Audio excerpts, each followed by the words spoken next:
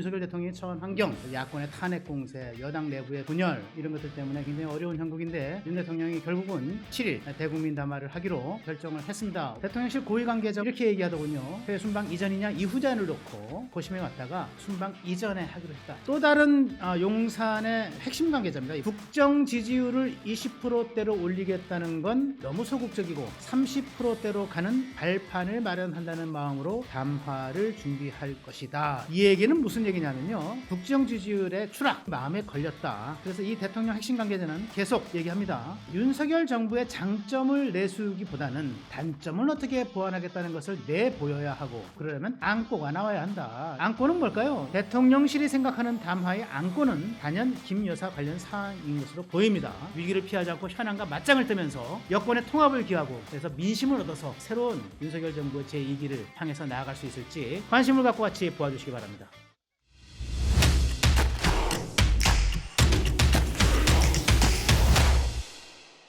2024년 11월 5일 화요일 허민의 뉴스쇼 시간이 돌아왔습니다.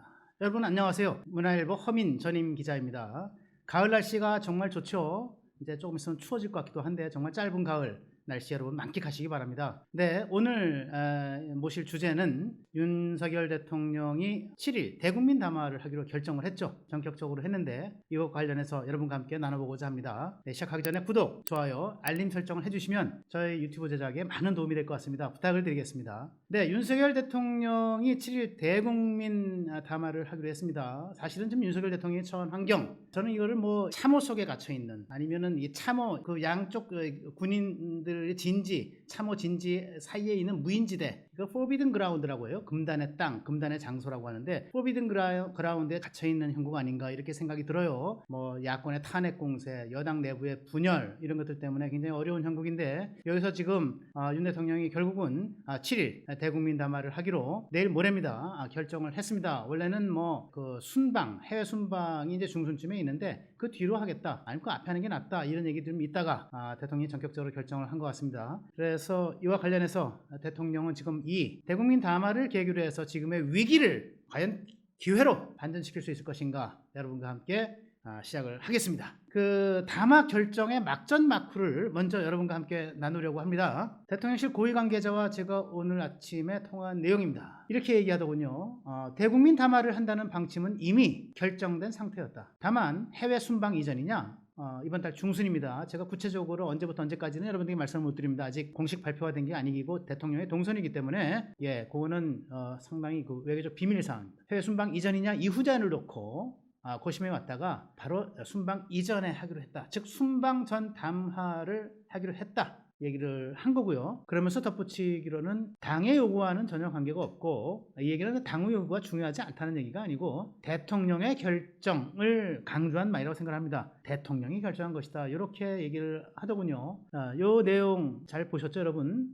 순방 전에 할 것이냐 순방 후에 할 것이냐 벌써 꽤 오랫동안 제가 보기에는 한 열흘 정도는 된 것 같습니다. 검토를 쭉 해오다가 그래도 순방 전에 하는 게 낫겠다 이렇게 결정을 했다는 거고 대통령이 결심한 거다 이제 이런 얘기를 했습니다. 또 다른 용산의 그 주요 관계자, 핵심 관계자입니다. 이번엔 아까는 그 주요 관계자이고 고위 관계자였고요. 이번엔 핵심 관계자인데 저희들이 이제 관계자를 나누는 법칙이 있습니다. 그건 여러분께서 혹시 궁금하시면 한번 찾아보시기 바랍니다. 국정 지지율을 20%대로 올리겠다는 건 너무 소극적이고 30%대로 가는 발판을 마련한다는 마음으로 담화를 준비할 것이다. 이렇게 이것도 오늘 아침에 제가 전화 통화를 한 내용입니다. 이 얘기는 무슨 얘기냐면요. 결국 대통령이 순방 전 담화를 결정했다고 하는 사실은 그만큼 뭐냐면은 국정 지지율의 그 추락, 이 마음에 걸렸다. 즉 지지율의 하락이 대통령의 이 전격적인 담화를 결정하게 된 최대 중요한 요인이 됐다. 이런 말을 하는 겁니다. 그래서 이 대통령 핵심 관계자는 계속 얘기합니다.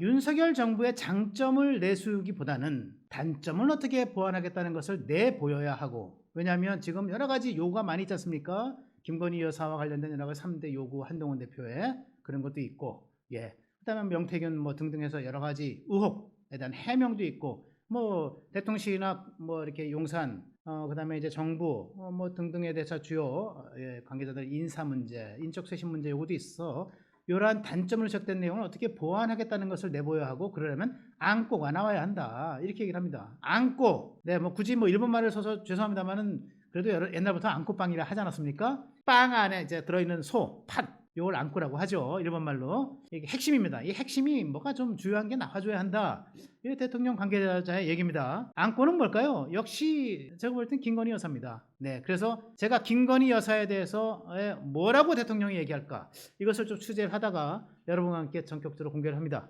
대통령실이 생각하는 담화의 안고는 단연 김 여사 관련 사항인 것으로 보입니다. 윤 대통령은 첫 번째, 김 여사가 외교, 의전 이외의 대외 활동은 일절하지 않는다는 점을 분명히 하고, 두 번째, 그동안 명품백, 이게 참 중요합니다. 명태균 논란 등으로 국민의 심려를 끼친 데 대해서 사과 의향을 표명할 가능성이 큰 것으로 알려졌습니다. 다만 김 여사는 7일 대통령의 대국민 담화 자리에는 참석하지 않는다는 방침을 굳힌 것으로 제가 취재를 했습니다. 여기 핵심은 외교 의전 이외의 대외 활동은 일절하지 않겠다. 이거는 사실은 최근 이미 시작한 내용으로 보여요.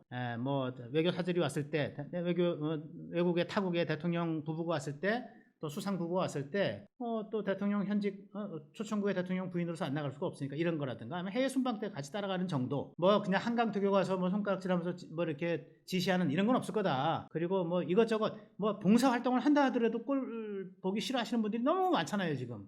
참 안타까운 일인데, 그런 것들 뭐 어쨌든 간에 지금은 이제 안 하겠다는 거죠. 확실히 안 하겠다는 거, 이거 하나 하고, 그다음에 더 중요한 거는 사과 의향을 밝힐 것이다 하는 얘기인데, 글쎄 이 사과 의향과 관련해서는 이게 뭐라 그럴까요? 제가 아직은 구체적인 그 워딩, 메시지 내용까지는 아직 취재가 덜 됐습니다. 이거 아마 어떤 내용으로 얘기를 할지 굉장히 궁금해지는 내용인데, 분명한 것은 하여간 그 저와의 통화 속에서 사과 의향을 담는 얘기가 있지 않겠느냐. 그래서 제가 그렇게 물어봤죠.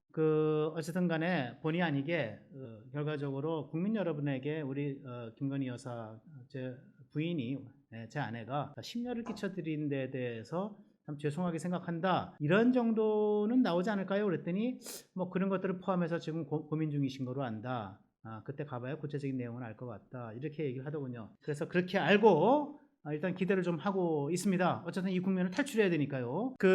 윤석열 대통령은 지난 10월 22일입니다. 이게 오늘이 11월 5일이니까 한 13일, 14일 정도, 2주 정도 된 얘기죠. 부산 범어사를 방문합니다. 취임 후 두 번째 간 곳인데, 여기서 돌을 던져도 나는 맞고 가겠습니다, 이렇게 얘기를 했어요. 이걸 두고 일각에서는 야, 돌 던지든 말든 나는 그냥 알아서 그냥 내 갈 길 갈 거야, 뭐 그냥 무시할 거야, 이렇게 하자는 거 아닌가라고 오해를 하고 해석을 했었는데, 알고 보니까 현안을 피하지 않고, 위기를 피하지 않고, 위기에 대해서 내가 정면으로 반성할 건 반성하고 제시할 건 제시하고 이러면서 정면으로 돌파를 하겠다, 이런 의지를 비춘 거다, 이런 얘기를 하는 거예요.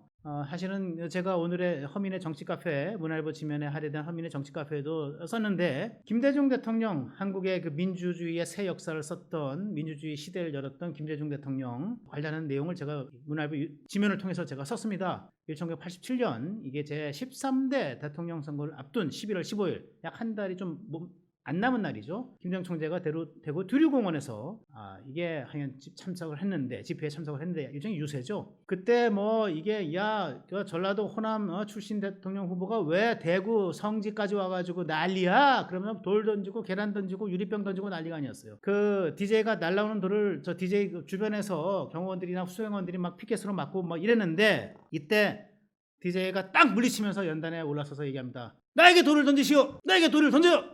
이러면서 우리는 이깁니다. 우리는 승리합니다. 지역 감정을 이기고 우리는 이길 수 있습니다, 이렇게 얘기를 합니다. 뭐 제가 그 현장에 가지는 못했지만 이거는 그 당시 워낙 유명했던 얘기이기 때문에 제가 굉장히 이거는 뭐랄까 기억을 하고 있는 내용이죠. 그래서 이걸 에피소드를 제가 찾아서 오늘 허민의 정치 카페에서 제가 소개를 했습니다. 네, 지금 대통령은 지금 금단의 땅, 그러니까 1차 세계대전 때 정말 그 참호 전쟁이라고 하는 게 그런 거 아닙니까? 양쪽에 그 참호 같은 걸 파놓고 서로 이제 뛰어드는 거죠. 이제 무작정 그냥 상대방의 참호를 차지하기 위해서 뛰어드는 거예요. 그러면 기관총 난사하고 폭탄 떨어뜨려가지고 그냥 사람들이 그냥 얼씬도 못하게 만드는, 대량 살상되는 그 현장이 참호전의 현장인데, 그 가운데 사람들이 설 수 없는 공간, 무인지대, 이것이 포비든 그라운드예요. 금단의 땅, 금단의 장소. 예? 다가설 수 없는 장소인데 사실은 대통령이 지금 이 금단의 땅에 들어서 있는 거죠. 아까 말씀을 드렸죠.